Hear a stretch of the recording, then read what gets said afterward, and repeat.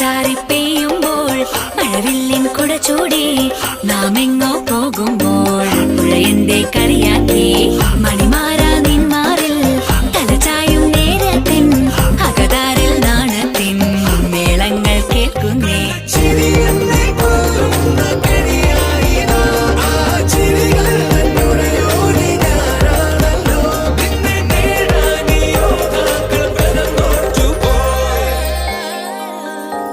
N പ്രാണനാഥനായി നീ ചാരത്തെത്തുമ്പോൾ നാം ആടിപ്പാടും പാട്ടിൻ വീണം കാറ്റുമ്പോളുന്നു.